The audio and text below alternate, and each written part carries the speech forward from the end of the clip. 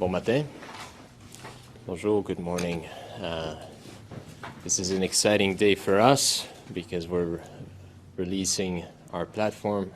C'est une journée excitante pour nous. On dévoile aujourd'hui notre plateforme électorale. Bien avant tous les autres partis, we're releasing our platform well ahead of other parties today. Alors, merci de prendre ce moment pour parler pas juste de ce qu'on vit, mais aussi de ce qu'on pourrait devenir, de ce qu'on doit devenir. Depuis trop longtemps, on nous dit de rester raisonnable, de baisser les yeux, d'attendre, de nous sacrifier. On nous dit qu'on ne peut pas tout avoir, qu'on ne peut pas avoir un toit, un revenu digne, une planète en santé, un gouvernement honnête, et on nous dit de choisir entre notre présent et notre avenir. Mais ce que certains voudraient appeler du réalisme, c'est rien d'autre que la normalisation de l'injustice. C'est des choix qui sont faits par des gouvernements qui ont préféré protéger l'intérêt des plus puissants au détriment des droits de la majorité. Pendant que vous travaillez plus fort pour gagner moins, les grandes fortunes prospèrent. Pendant que vous payez plus cher pour vous loger, les propriétaires, les géants de l'immobilier, de l'agroalimentaire et de l'énergie battent des profits records. C'est pas un accident, c'est un système. C'est un système qu'on veut et qu'on doit changer. Alors aujourd'hui, je vais vous parler d'espoir, mais ce n'est pas un espoir naïf.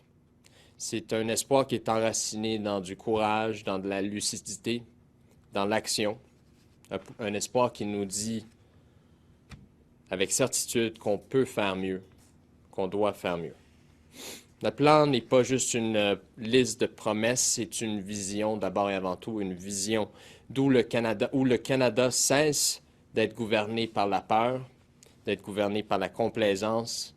On propose une vision qui est basée, qui est ancrée dans la justice sociale, dans la souveraineté collective et dans le respect de notre planète.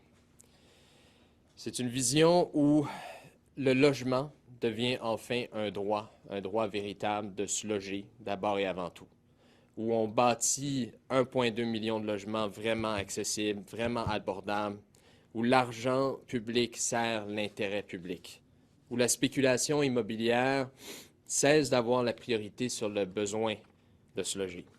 C'est une vision où chaque personne gagne suffisamment à travers son travail pour vivre avec dignité, où les premiers 40 000 $ pour toute personne gagnant moins de 100 000 $ sont non imposables, où le salaire minimum suit la réalité du coût de la vie, où personne n'est laissé derrière, pas les travailleurs, pas les aînés, et surtout pas les jeunes qui débutent dans leur vie. Nous, on a le courage, contrairement à d'autres, de proposer le revenu de base garanti, de dire que dans un pays qui est aussi riche que le nôtre, personne devrait avoir à vivre l'angoisse de la fin des mois. Personne. On a le courage de refuser de dépendre d'importations alimentaires quand on a les terres, le savoir, le travail, la volonté de nourrir notre monde ici. On veut protéger nos terres agricoles, on veut investir dans nos producteurs agroalimentaires et redonner plus de pouvoir aux régions. On veut aussi et surtout mettre fin à l'ère du pétrole, pas dans 10 générations, mais maintenant. Puis on veut investir cet argent qu'on continue à pomper dans une énergie, dans une industrie qui est d'un autre siècle. On veut l'investir dans l'éolien, dans le solaire, dans la géothermie, et puis connecter nos régions avec une grille énergétique nationale. Le Canada peut et doit devenir un leader de l'énergie propre. Et ça, c'est maintenant que ça doit se faire, pas demain matin. Pendant qu'on avance dans cette direction-là, on ne doit oublier personne. Chaque transition doit se faire avec justice. Chaque emploi qui est perdu dans les secteurs fossiles doit être remplacé par des emplois dans l'énergie propre, des emplois qui seront bien payés, mais surtout qui seront porteurs de sens. On veut rétablir le lien entre la science et la politique, financer la recherche, protéger l'intégrité scientifique, partager les savoirs pour que chacun puisse contribuer à l'avenir qu'on construit tous ensemble. Et pour ça, on a besoin d'une économie qui fonctionne pour tout le monde, pas pour les multinationales.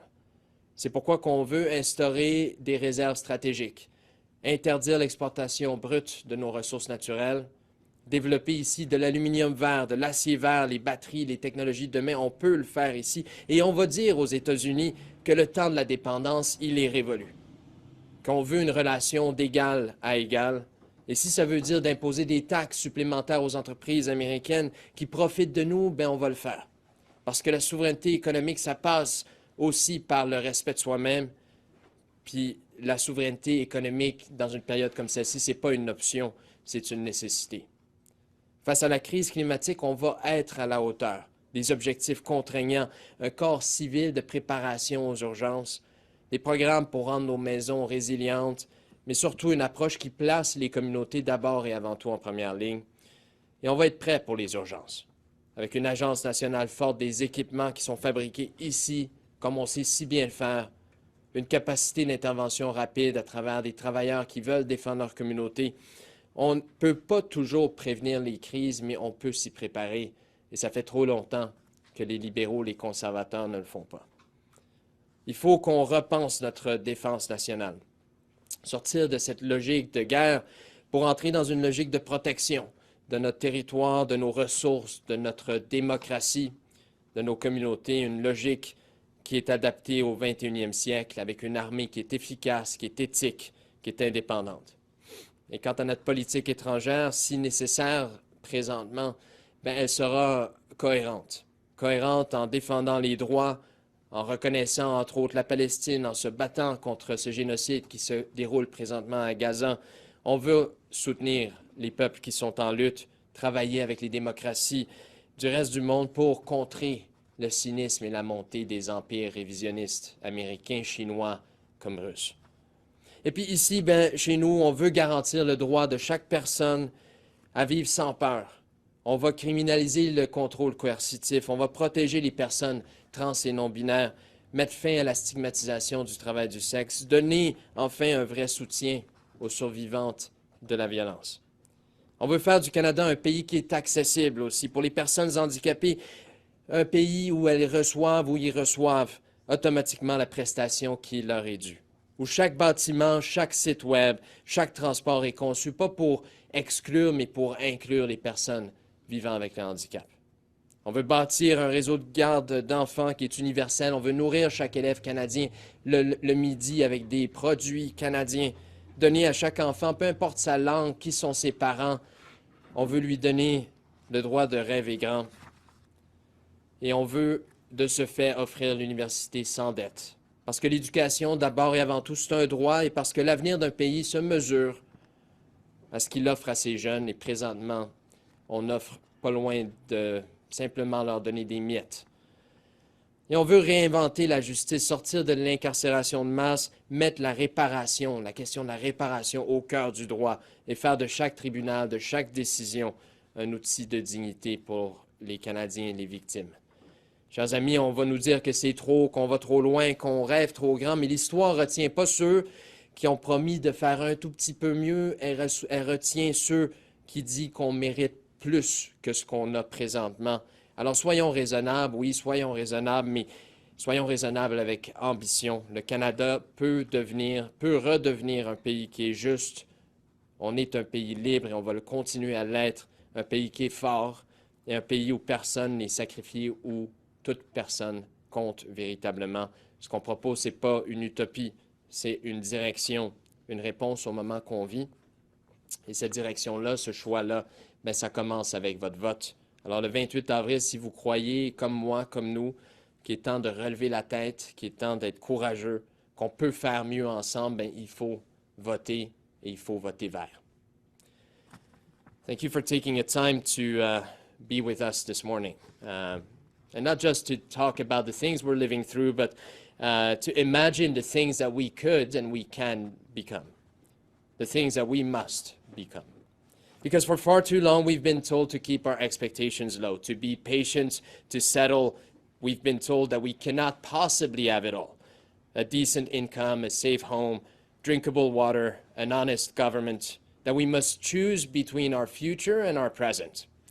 But what some will call realism is in truth the normalization of injustice. It is a product of political choices made by governments that consistently put the profits of the wealthy ahead of the needs and the rights of a majority. While you work harder and earn less, Canada's richest fortunes are soaring. While you struggle to pay for food, housing, healthcare, the real estate empires, the food giants, the energy monopolies, they are banking record profits. And it's not an accident. It's a system. It's a system that we need, that we must change now. Today I want to speak to you not of naive optimism, but of hope rooted in courage, clarity, and action. A hope that says that we can do better, that we must do better.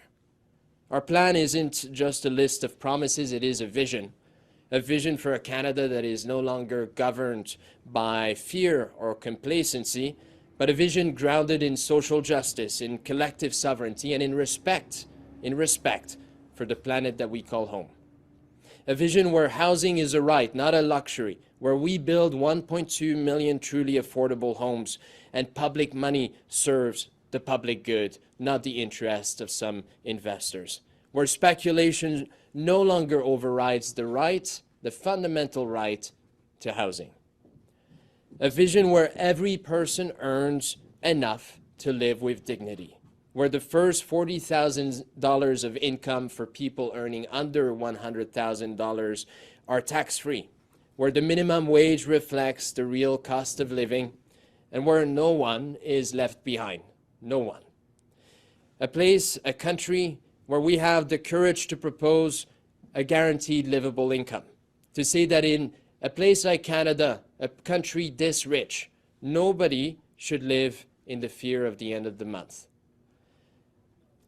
We have the courage to end our dependence on imported food because we have the land in this country. We have the knowledge, the will to feed ourselves, and we will protect farmland, we will invest in our producers, and we will empower our regions. We will end, and it is high time we do so, the era of fossil fuels. Not in 10 generations, but now. Now because we can invest instead in wind, in solar, in geothermal energy. We can and we will build a national grid powered entirely by renewables. Because Canada can and must become a leader in clean energy, and it must be. As we move forward in that direction, we can leave nobody behind. Every transition needs and will be just. Every lost fossil job will be replaced with a meaningful job that is fit for the future of our economy. We will rebuild the connection between science and politics, fund more public research, defend scientific integrity where it is being attacked, and make knowledge a national shareable resource. We'll create an economy that works finally for people and not the other way around, not for corporate giants. We want to establish strategic reserves now, no more raw exports of our resources, domestic manufacturing of green steel, green aluminum, batteries, and the technologies of tomorrow. And we'll look south and say to the United States that the age of dependence is over, that we will no longer be dependent on them. We want a relationship of equals. And if that means taxing U.S. companies that exploit us, well, so be it. Because economic sovereignty is not optional, it is a requirement, especially in times like the ones we're in. And faced with the climate crisis, we will rise. We will rise. Binding emission targets, youth climate corps, a civil defense corps, programs to make our homes more resilient, and above all, communities empowered to lead the response to protect Canadians from coast to coast to coast. We'll be ready, and we need to become more ready to face emergencies. A strong national agency, made in Canada equipment, because we've got all the capacity to do that here. Rapid response capacity. You cannot always prevent a crisis, but you can be prepared to face it. And for all too long, governments in this country have failed to do that job. We want to rethink our defense, trade militarism for protection of our territory, of our resources, of our communities, of our people, of our democracy. A 21st century army and defense that is effective, ethical, and above all, independent. That also means that our foreign policy needs to be coherent, that we need to stand truly for rights, that we need to recognize Palestine, that we need to face the hard truth of what's going on in Gaza and condemn the genocide taking place there. We need to work with global democracies to push back against authoritarianism. And at home, we need to guarantee the right of everyone to live without fear. We need to criminalize coercive action, coercive control, and protect trans and non-binary people from the attacks that they're subjected to. We need to end the criminalization of sex work and finally offer real support for survivors of violence. We will make Canada accessible, automatic disability benefits, real ones, accessible buildings, websites, and transport to make sure that inclusion isn't just a feature, it is a foundation in everything we do. We will build a universal childcare network to feed and make sure that we feed every student with a healthy meal made with Canadian goods. We want to make sure that university is tuition-free because education is a right and because a country's future is measured by what it dares to offer to its youth, and right now we're failing to do just that. And finally, we need to reimagine justice and the mass incarceration, center restoration and healing at the center of everything we do. Return justice to Indigenous people and make our courts tools of dignity, not oppression. They will say that this is too much, that we're too ambitious, and that we're asking for the impossible. But history doesn't remember those who promise to do just a little bit better. It remembers people who say that we deserve more than what we have. We deserve more than this. So let's be reasonable. Let's be reasonable with ambition. Canada can be just. It can be free. It can be strong. It is a place where no one should be sacrificed, a place where everyone should be counting, and we want to work at making that become a reality once again. What we're offering is not a fantasy, it is a direction, a purpose, a response to the moment that we're in, and that direction will begin with a choice, and that choice is yours. On April 28th, if you believe, like I do and like we do, that we can do better, make sure to vote green. Merci. Thank you.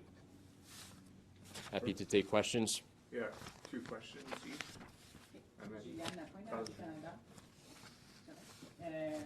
J'aimerais savoir, est-ce que vous avez eu une réponse de la Commission depuis votre requête d'hier de revoir sa décision? Est-ce que vous poursuivez des démarches à plus long terme ou même en prévision de peut-être avoir une place ce soir au débat? On a reçu une lettre hier soir vers 5 heures, je crois, de la Commission nous indiquant qu'ils allaient demeurer dans la décision qu'ils ont prise. On continue à explorer les autres options, mais c'est évident que pour moi, ce sont des débats nationaux. D'y être qu'en anglais sans y avoir été en français. Hier, on s'est attaqué à la démocratie canadienne. On a permis à Rebel News d'aller embêter l'espace public et créer une forme de disruption là, de ce débat des chefs. Mais apparemment, aux yeux de la Commission, ce sont les Verts qui auraient été le problème. À un moment donné, il faut se réveiller. Là. Il y a clairement un problème avec la Commission. Moi aussi, je pense que la Commission devrait démissionner. Leur décision était absolument inacceptable. In English on the hypocrisy of the Commission? Well, yesterday, Rebel News was allowed by the Commission and the instances that are to go and do its own show after the debates. But the Greens, apparently, according to the Commission, were the ones who would have disrupted the debates. I continue to think that the Commission made a significant mistake. It attacked democracy. It did not follow its own rules and caved in to political pressure. And just like many other people today, I think that the only reasonable and honorable thing for the Commission to do would be to resign. Quand vous dites que vous observez quelles pourraient être d'autres options, dans la mesure où le débat de ce soir... On va se réserver les droits de regarder toutes les options possibles, incluant les options légales. C'est au Parti de voir. On nous a surpris avec cette décision hier soir. Hein. La commission, je tiens à le rappeler, a eu 7 jours, en sachant très bien le nombre final de candidats qu'on a pu faire confirmer, ce qui n'était pas le critère ici. Là, je tiens à le rappeler, le critère, c'était la nomination, pas la confirmation. La commission a eu 7 jours pour se réveiller. Ils se sont réveillés quand ils ont commencé à se faire critiquer par des médias conservateurs et bloquistes. Vraiment une décision déplorable. On va continuer à explorer les options, mais c'est certain que pour nous, ça nous demande un peu de temps pour voir toutes ces options légales et autres qui existent. Entre-temps, la seule chose éthique et honorable de la part de la Commission, ce serait de se retirer puis de démissionner. Well, we're exploring all possible options. We were taken by surprise by yesterday's decision that the Commission could have taken earlier. Once again, I mean, they invited us, they reiterated that invitation. The final list of candidates that were confirmed was public 9 days, in fact, ago, I believe. So 9 days ago.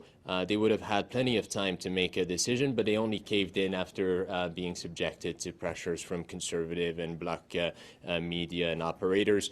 I think it's truly a dishonorable decision, and we'll continue to explore every option, but we need some time to do that. In the meantime, I think the Commission should resign.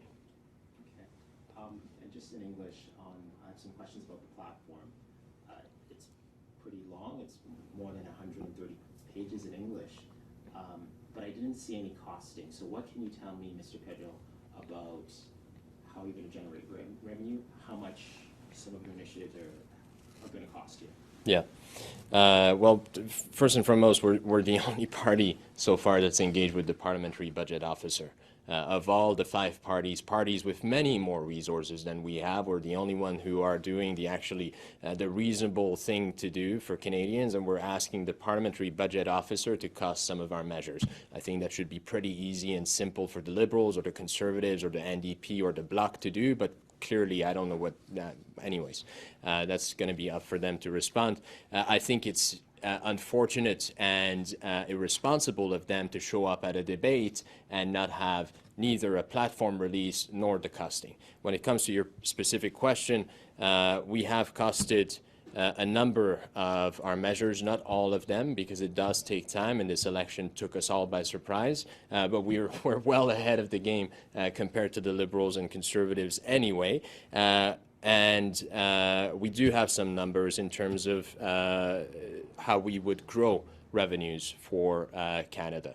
Right now, we know that with a 0.2% tax on financial transactions, that's not you going to the bank and taking money out. That's transactions on equity trades, bond trading, foreign exchange. A 0.2% transaction on this would raise $32 billion in the first year and up to $56 billion in extra revenue by the 5th year. So that's $237 billion in 5 years. And my question at that point is, why?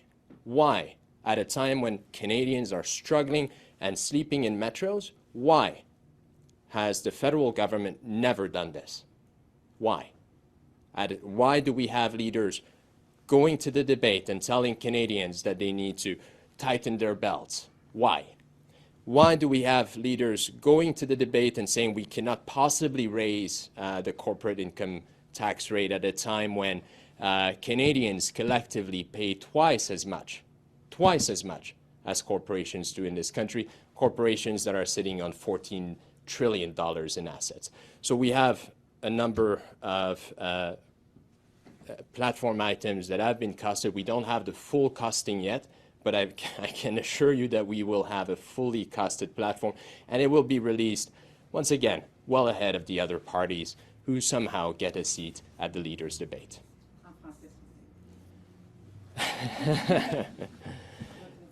Absolument. Ouais. Alors, on est le seul parti de tous les partis politiques présents dans l'arène à avoir fait le travail de base d'aller chercher des prévisions budgétaires de l'officier parlementaire du budget. C'est une ressource qui est gratuite pour tous les partis politiques, une ressource qui est indépendante, que c'est un officier du Parlement. On est le seul parti à l'avoir fait contrairement aux libéraux, aux conservateurs, aux néo-démocrates puis aux bloquistes, qui ont bien plus de ressources que nous, techniquement, mais qui ne font pas ce travail de fond d'aller voir combien coûtent les mesures qu'ils proposent.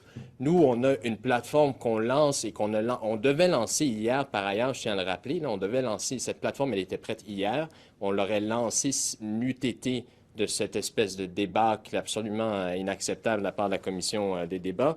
Une plateforme qu'on souhaitait lancer avant les débats, je trouve ça inacceptable que les autres partis se pointent en débat sans avoir une plateforme qui est accessible pour tous les Canadiens, puis encore moins sans avoir fait le travail de fond d'aller demander à l'officier parlementaire du budget combien ça coûte. Alors, ils peuvent se pointer là en lançant des chiffres comme ils veulent, comme le fait souvent M. Singh. Nous, on fait le travail de fond, un travail qui est d'aller voir combien ça coûte.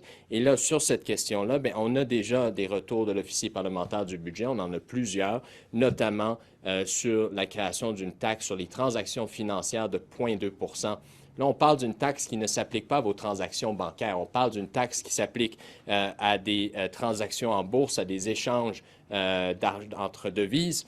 C'est une taxe de 0,2 % qui pourrait mener à 32 milliards de revenus additionnels la première année et 56 milliards d'ici la 5e année. Donc, au total, on parle de 237 milliards de dollars de revenus additionnels. Ma grande question, c'est pourquoi on n'a pas eu des taxes comme celle-ci à un moment où on a des Canadiens qui dorment dans la rue puis dans les métros, où on a du monde qui ont de la misère à boucler leur fin de mois, puis où on a des leaders qui ont l'audace de se pointer en débat puis de dire aux Canadiens « Ah, il faut qu'on se serre la ceinture parce qu'on ne peut pas possiblement répondre aux besoins de tout le monde qui ont de la misère présentement. » Ça, pour moi, ça demeure une grande question. C'est une question que j'aurais bien aimé poser au chef en débat. On a d'autres mesures, notamment sur un retour à la taxation des grandes entreprises qui gagnent plus de 100 millions de dollars par année. Ça ne devrait pas être sorcier ici, là. On a Stephen Harper, dans son grand délire néolibéral, qui a coupé les impôts aux grandes entreprises de 21 à 15 %. M. Trudeau, soit s'en est jamais rendu compte pendant 9 ans, ou bien ça faisait son affaire et il a laissé ça comme ça. Ça, c'est un manque à gagner de plusieurs dizaines de milliards de dollars pour le gouvernement fédéral sur plusieurs années. Un retour à ce niveau de taxation-là à 21 %, c'est 10 milliards de plus par année et un total de 42 milliards de plus sur 5 ans. Encore une fois, de l'argent qui pourrait être investi en logement social, en transferts fédéraux vers les provinces, en santé puis en éducation. Pourquoi, dans un pays aussi riche que celui-ci, est-ce qu'on a des partis qui refusent systématiquement d'aller chercher l'argent là où l'argent se trouve et qui, après ça, viennent dire aux Canadiens de se serrer la ceinture? Pourquoi?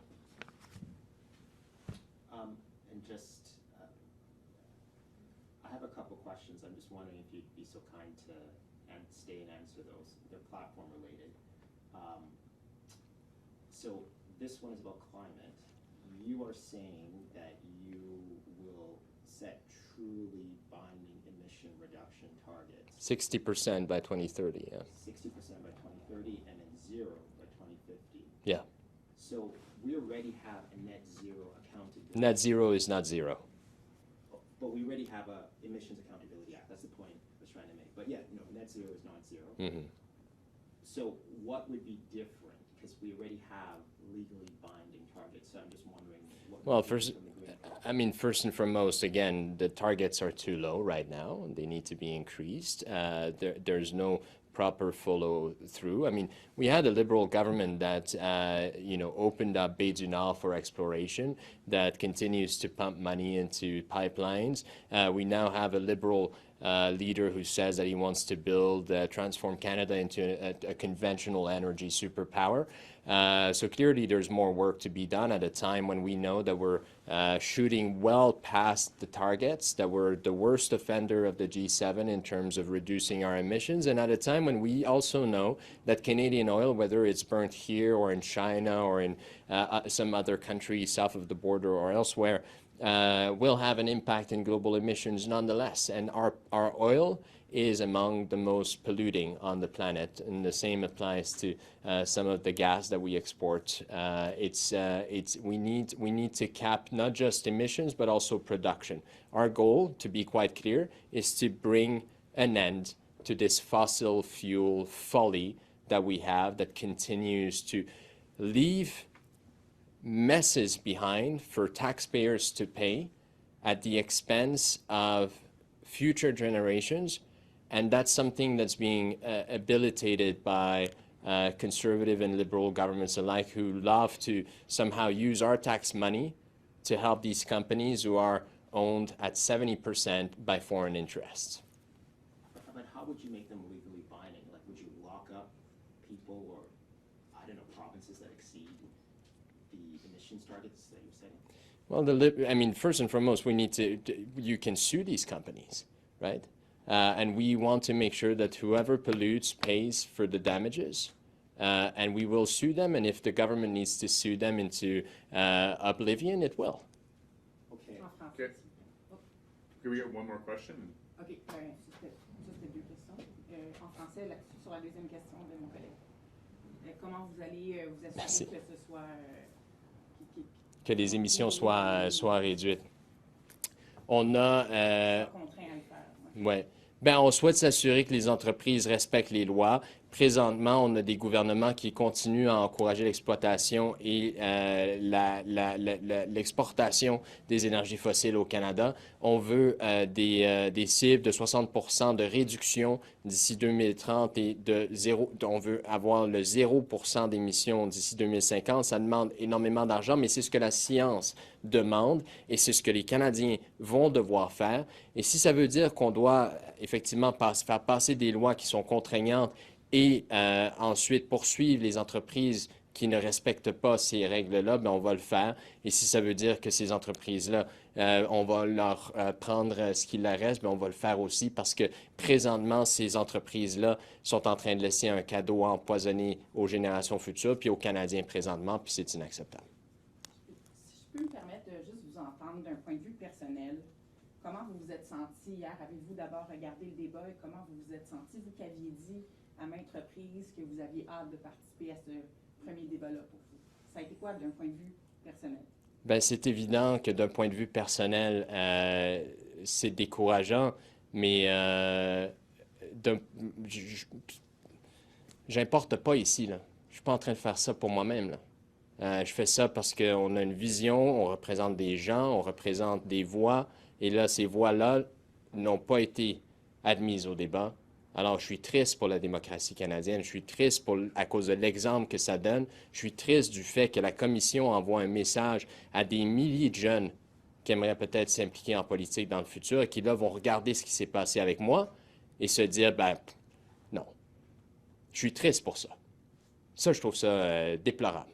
Hier, au moment de l'écouter, le débat? J'ai écouté la game de hockey, c'était un bien meilleur show. Can we just get that in English, and then I have one more platform-related question? Again, you have how did I feel? Yeah. Yeah. Well, I mean, again, what I feel is you know, it was dispiriting, but it's irrelevant as well. I think I'm not doing this for myself. I'm doing this because I have a chance now to bring the voices of people who should have been allowed at the table and should have been the aspirations of hundreds of thousands of young Canadians who think that we're heading straight to climate hell. And right now, the Leaders Commission basically denied them a voice on the stage. I'm sad for the thousands, if not tens of thousands of young people who look at politics as a potential option for themselves and may think, and I hope they won't, that this is a signal of that it's impossible. That it's impossible to be 34, 35-year-old and sit there and debate with these individuals. I think the Commission sent a terrible signal to countless constituencies throughout the country. I don't know that they thought about it for 2 seconds, and once again, I would call on their resignation. And just one last question. Thank you for taking these.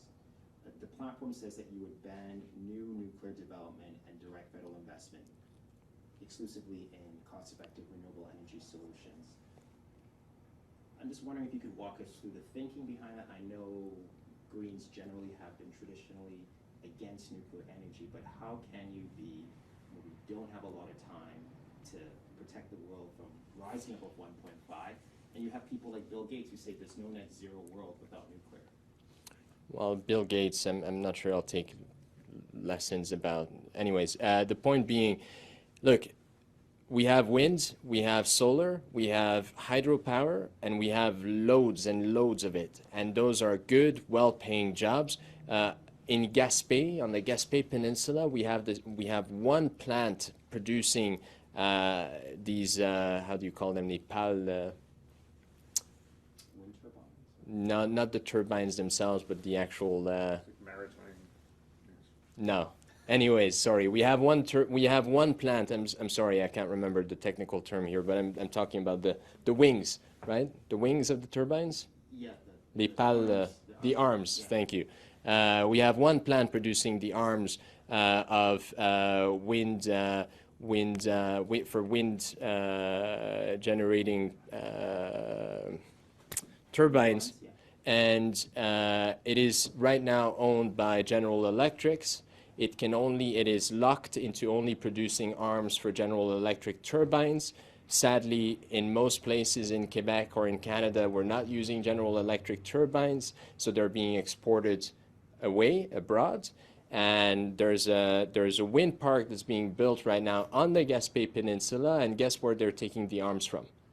They're importing them from China and the US. So there's a whole lot of complete inconsistency when it comes to our ability to invest in renewable, and instead the government chooses to give billions of dollars in effect to SNC-Lavalin, a company that has famously close links with the Liberals, to develop a technology that we don't really know. We don't really know whether it's going to work. And I'll point out on top of that, I mean, we all saw what happened in France 2 years ago when the water levels were so low, they had to close down their nuclear energy plants because, once again, of the climate emergency. I was in Ukraine myself in 2022 when the Russians were invading, and we had fears about, not just, of course, about Chernobyl, but we had fears, and the Ukrainians continue to have fears about Zaporizhia. I don't think anyone wants to live next to a nuclear plant in this unstable world right now, especially not when we have so many other resources we can bank on, and it would be high time that we actually banked on them because they're tested, they work. Not quite the same as with these fancy projects that SNC-Lavalin is succeeding in getting billions of dollars invested in by their liberal friends. So, Thank you so much. thank you. very Merci. much. Merci.